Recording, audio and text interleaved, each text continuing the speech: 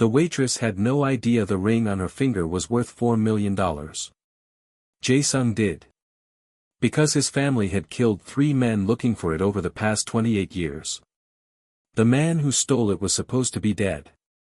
Instead, the ring sat on a stranger's hand in a Georgia roadside diner at midnight, catching neon light with every movement. The ring didn't belong to her. Jae-Sung knew that the moment he saw it. Heavy gold, antique Korean craftsmanship, engraved with his family seal. The same ring that had been missing since August 17, 1994. The ring his father died searching for. On the hand of a waitress refilling coffee in a roadside Georgia diner. He'd driven 4 hours from Atlanta for a 10-minute meeting with a port coordinator selling shipping schedules. The meeting was over. He should have been on the road. Instead, every calculation in his mind had stopped. The waitress moved with practiced efficiency, black woman, late 20s, tired eyes, black uniform, hair pulled back tight. She poured coffee for his associate Min Jae first, then reached across to refill Jae-Sung's cup. That's when the ring caught light. Jae-Sung's hand shot out before conscious thought caught up. His fingers closed around her wrist. Not violent. Not painful. But absolute. The waitress gasped, stepping back instinctively. His grip held. Min Jae, the stocky enforcer sitting across from him, was on his feet immediately, reading threat, hand moving toward his concealed weapon. Jae-Sung's other hand snapped up. Stand down. Where did you get that ring? His voice came out quieter than intended. Her eyes went wide. Excuse me. The ring on your finger. Where did you get it? The truck driver at the counter was watching now. An elderly couple in the corner booth had stopped eating. Jae-Sung released her immediately. Realized how it looked, foreign man in expensive suit grabbing a waitress mid-shift. I'm not going to hurt you, he said, each word carefully controlled. But I need to know where you got that ring. It belonged to my family. It was stolen 28 years ago. The waitress, her name tag read Imani, cradled her wrist even though he hadn't hurt her. I didn't steal anything. I'm not accusing you. I'm asking how a ring that disappeared in Seoul, Korea, in 1994 ended up on your hand. Imani pulled her hand close to her body, the ring catching light. It was my grandmother's. She gave it to me before she got sick. That's all I know. Your grandmother. How did she get it? Family heirloom, she said. Look, I don't want trouble. Inside that band, Jae-Sung interrupted, there are Korean characters. I can tell you exactly what they say. If they're there, you'll know I'm not lying. Imani hesitated. Her fingers unconsciously twisted the ring.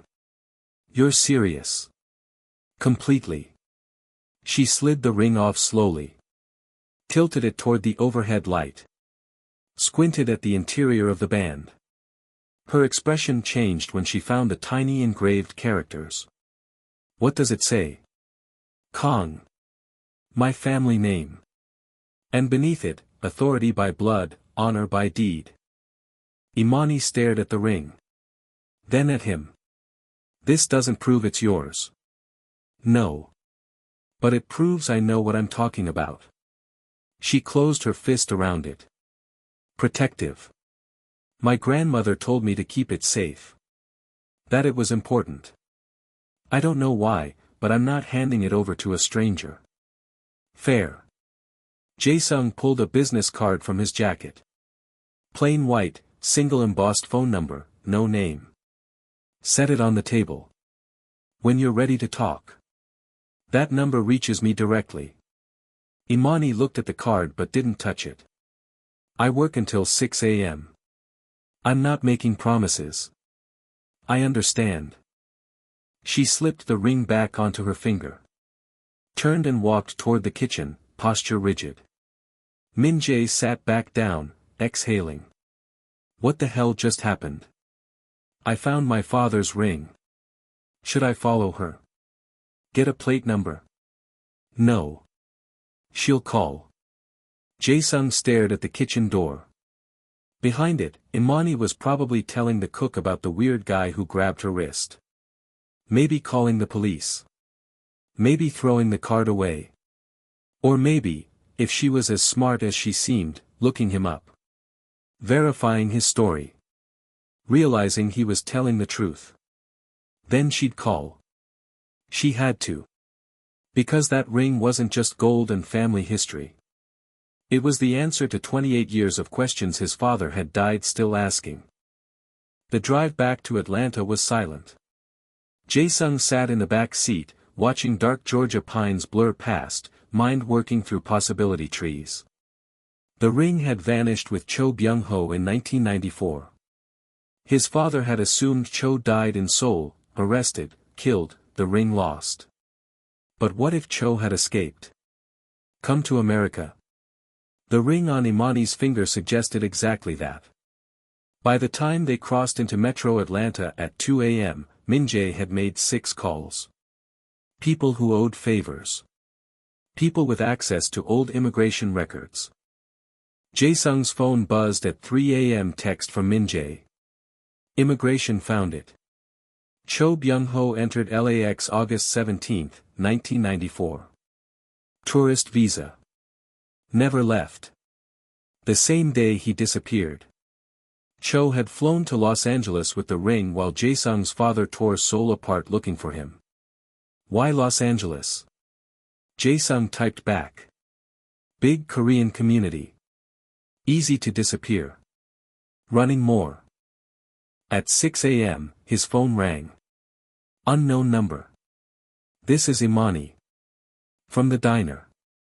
Jae-Sung sat forward. Thank you for calling. I looked you up. Kang Jae-Sung. Import-export companies. Property holdings. Nothing about Korean Mafia, but the Reddit threads have theories. There wouldn't be official records. That's not how we operate. Pause. So you admit it. I admit my family has complicated business interests. But I won't lie to you. You're too smart for that. A soft sound, maybe a laugh, maybe disbelief. My grandmother had a lucid moment this morning. The nurse called. I asked her about the ring. Imani's voice shifted. She said a name. Byung. Kept saying, Byung gave it to me. Cho Byung-Ho. Cho Byung-Ho, Jae-Sung said carefully. The man who took the ring. Immigration records show he flew to Los Angeles the day he vanished. Did your grandmother live there? In the 90s, yes. She moved to Georgia in 2001. The thread connecting Seoul to Los Angeles to rural Georgia. Your grandmother knew him, Jae-Sung said. Not a question. Maybe. She doesn't remember most of her life anymore. Alzheimer's. Imani paused. She's in a care facility. Most days she doesn't know who I am. But if you want to talk to her, it has to be on my terms. Name them. Tomorrow. 2 p.m. Sunrise Care Facility. I'll text you the address. If she gets upset, you leave immediately. Agreed. The next afternoon, Jae-Sung stood in the parking lot of Sunrise Care Facility. The building looked peaceful, flower beds, rocking chairs on a porch, death dressed in suburban comfort. Imani's car pulled in at exactly 2 p.m. She stepped out in jeans and a navy sweater, hair down, looking younger without the uniform.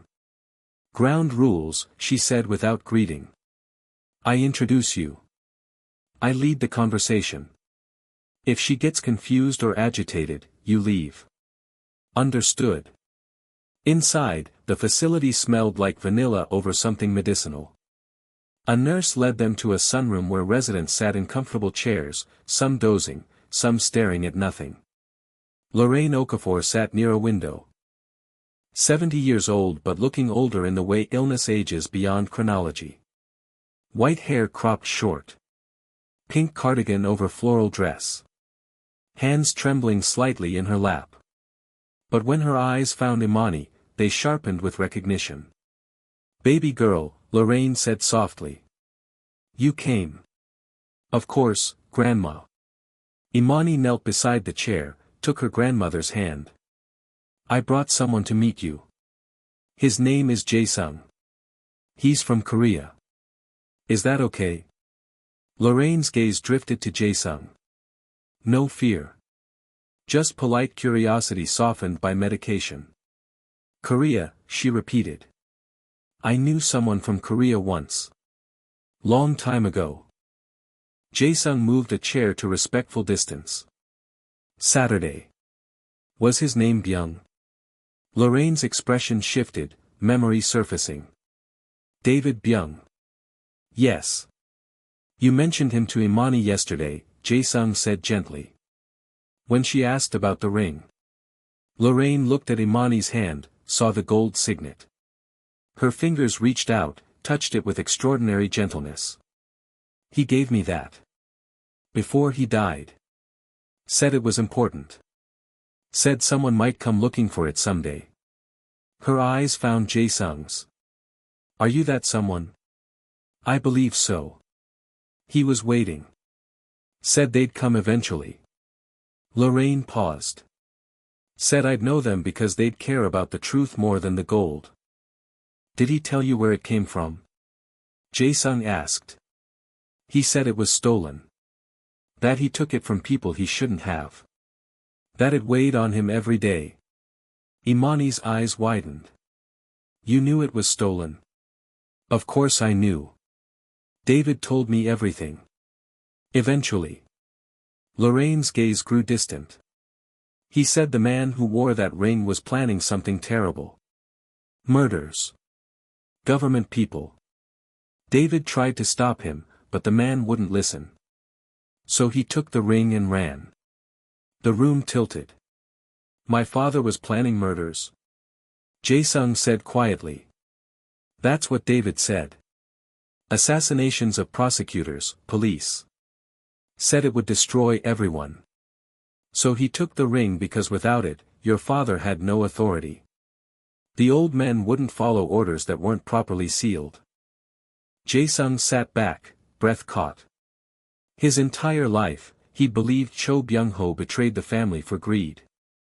But if Lorraine was telling the truth, if Cho had told her the truth, then the narrative inverted. Cho hadn't betrayed the family. He tried to save it. Even if that's true, Jae-Sung said carefully, he still stole. To prevent murder, Lorraine interrupted gently.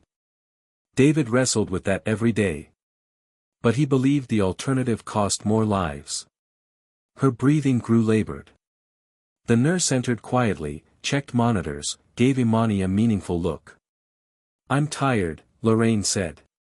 My head hurts when I remember too much.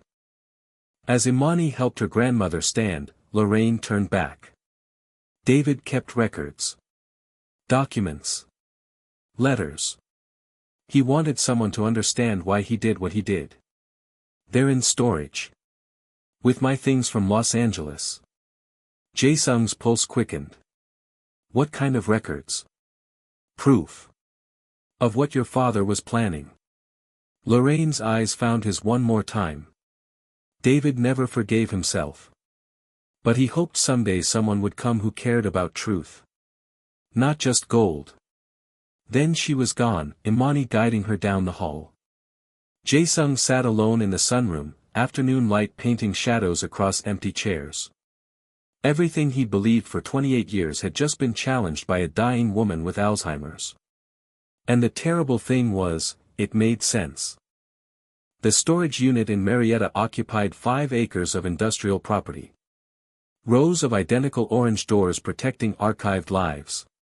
Imani led Jae-Sung to Unit 347. Unlocked the padlock. Rolled the door up with a metallic screech. Inside, boxes stacked to the ceiling. Furniture covered in plastic. Lorraine's Los Angeles life, untouched since 2001. Where would she keep important documents? Jae-Sung asked. Imani gestured at boxes marked, kitchen miscellaneous, and, papers maybe, and, LA things. Grandma's system was optimistic. They searched for an hour. Photo albums. Tax returns. Correspondence with forgotten people. Then Jae-Sung found a watercolor painting. Beach sunset, amateur but earnest. Signed, David. Cho had painted. That small detail humanized him in ways Jae-Sung hadn't expected. The man who'd stolen his family's symbol had spent exile learning to paint watercolors for the woman he loved. Found it, Imani said. A shoebox labeled, D, important. Inside, documents wrapped in cloth. Photographs. A leather journal. The top document was a photocopy. Korean handwriting. Jae-Sung recognized immediately, his father's aggressive strokes. Dated August 10, 1994. 1 week before Cho disappeared. Jae-Sung read aloud, translating. The cowards in Seoul think they can destroy us with papers and foreign pressure.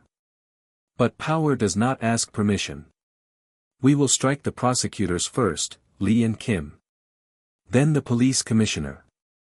Then the finance minister. We will remind them that some organizations cannot be ended by law. His voice stopped. The letter outlined specific targets. Timing. Methods. His father had been planning coordinated assassinations. Not survival. Revenge. The next document, meeting notes from August 14. Cho had been present. Multiple family leaders discussing the plan. At the bottom, in Cho's handwriting. I told him this will destroy us all. He called me a coward. Said anyone not willing to fight should leave. So I will. Jae-Sung set the papers down. His father, the man whose legacy he'd spent 16 years rehabilitating, had been planning mass murder. Cho hadn't stolen the ring out of greed. He'd stolen it to prevent a massacre. I'm sorry, Imani said quietly. Don't be. You didn't write those letters. He picked up the journal. Opened to a random page. December 1998. Lorraine asked why I keep the ring if it brings guilt. I can't explain, it's not just gold. It's proof. If Tae-Won's plan had succeeded, hundreds would have died. Police, politicians, innocent bystanders. The ring stopped that. I have to believe that matters more than honor. Another entry. June 2002. Cancer diagnosis. 6 months maybe. Lorraine cried. I didn't. I've been waiting for punishment. I told her where the documents are. She promised to keep them safe. I married a woman stronger than I deserved. Jae-Sung closed the journal. For 28 years, he believed a lie his father constructed. But the truth was inverted.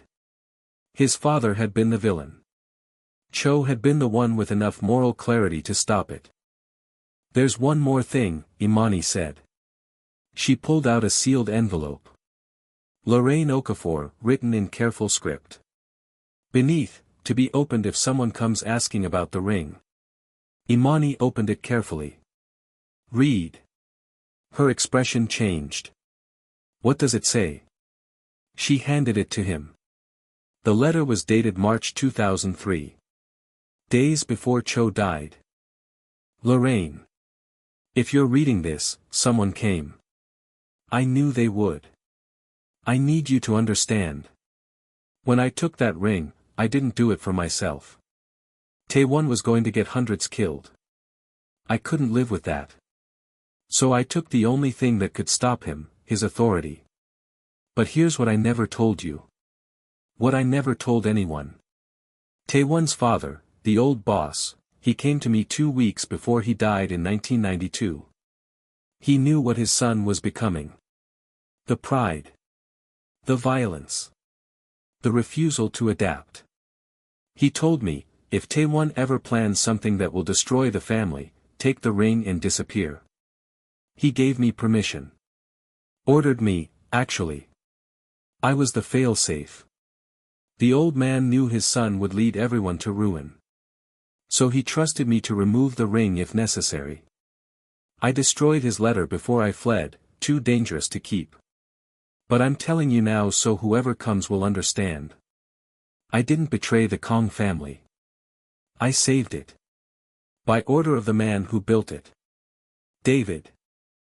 Jae-Sung lowered the letter slowly. His grandfather had ordered the theft. Cho hadn't been a traitor. He'd been following the last command of the man who'd actually built the organization. A command to save the family from Tae-Won's pride.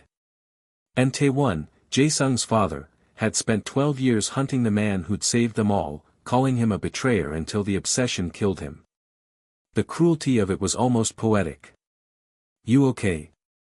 Imani asked. "No. But I will be." He stood. The documents scattered around him told a story his father had refused to hear. A story of loyalty disguised as betrayal. Of an old man who loved his son but didn't trust him.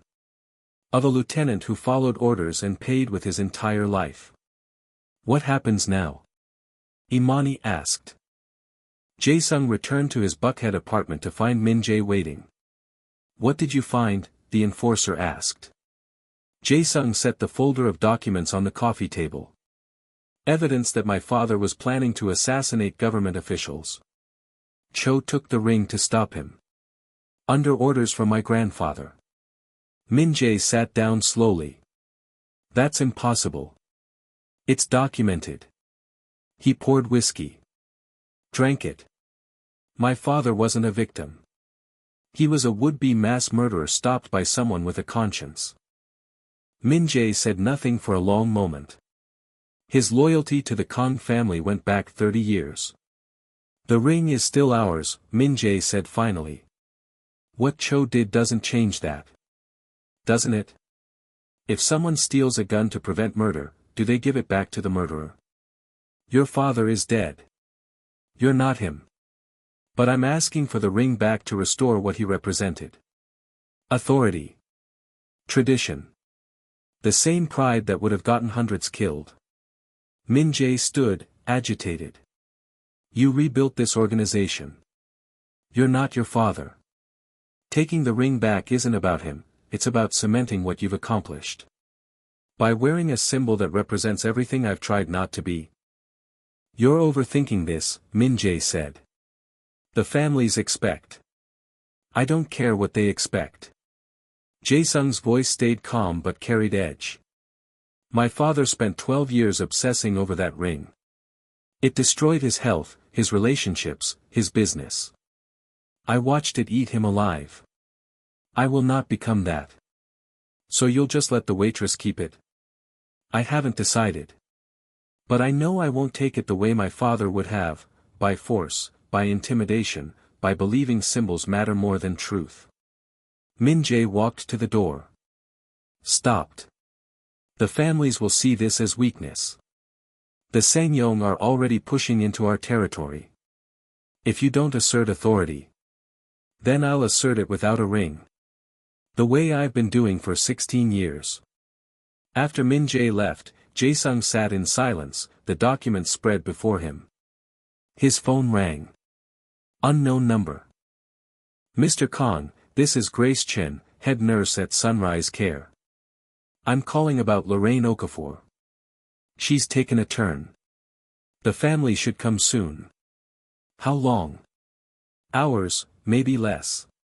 She asked for you specifically during a lucid moment this morning." "I'll be there." He drove through afternoon traffic, mind racing.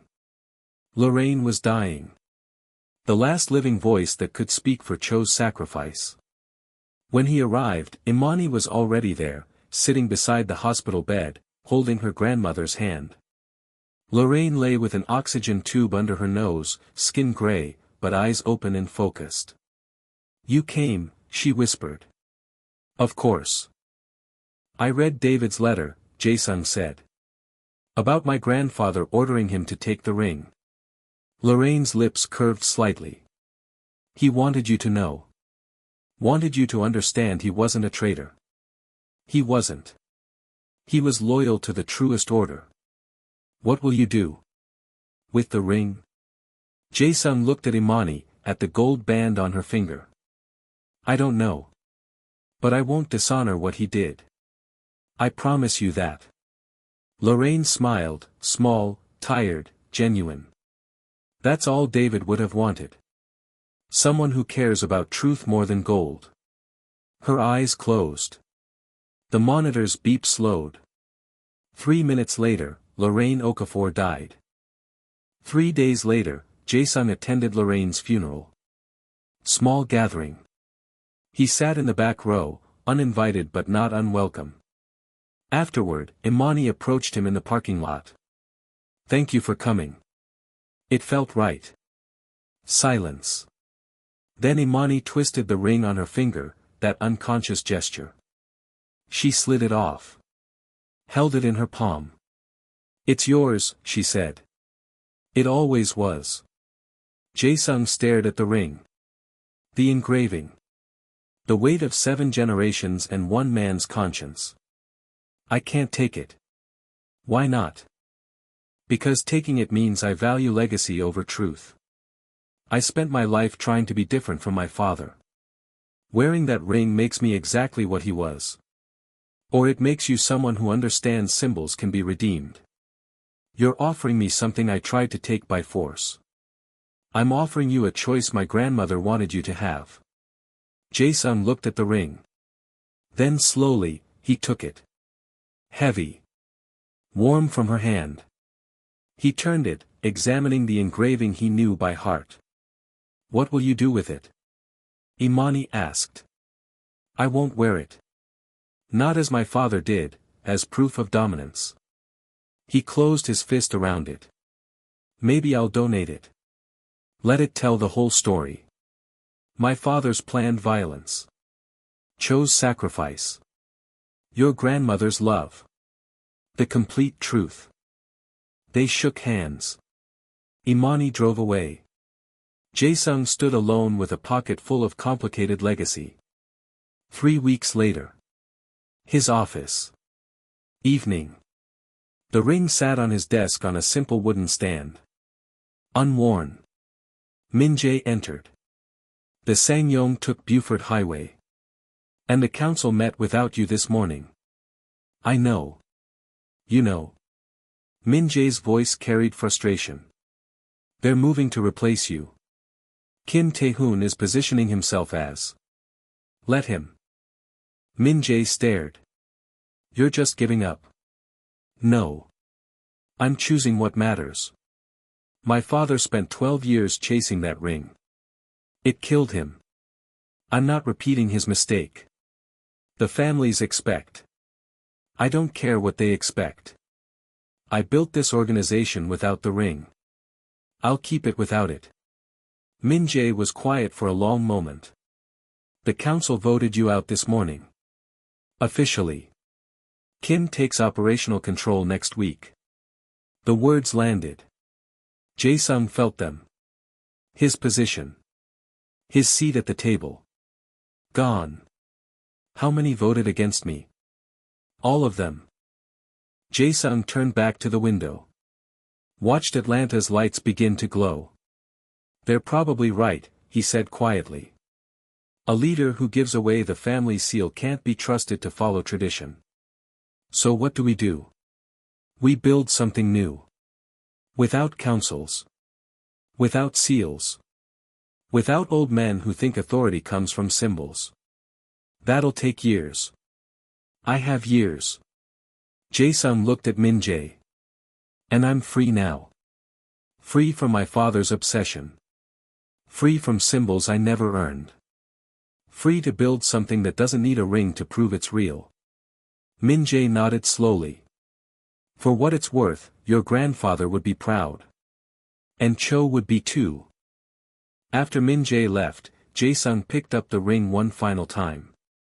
7 generations had worn this. Had used it to build power, consolidate authority, demand obedience. 1 generation would be remembered for letting it go. He set it back on the stand. Tomorrow, he'd call the Atlanta History Center. Donate it with full documentation. Let it tell the truth, all of it. Tonight, he stood at the window, watching his city glow. The ring sat behind him. Unclaimed. Released. Just gold now. I spent 28 years believing my family was wronged. That Cho Byung-Ho betrayed us. That recovering the ring would restore honor. I was wrong. My father planned to murder 8 people. Cho stopped him. Under orders from my grandfather, who knew his own son had become dangerous. Cho spent 9 years in exile. Worked restaurant jobs. Painted watercolors.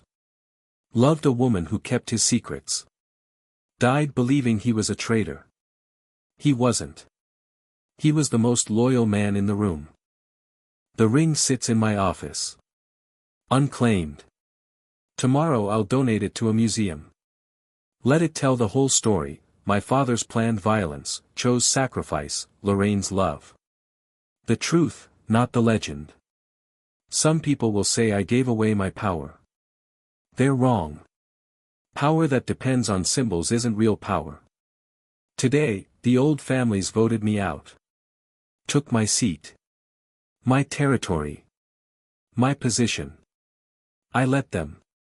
Because I'd rather lose everything and own the truth than keep everything and live the lie my father died believing.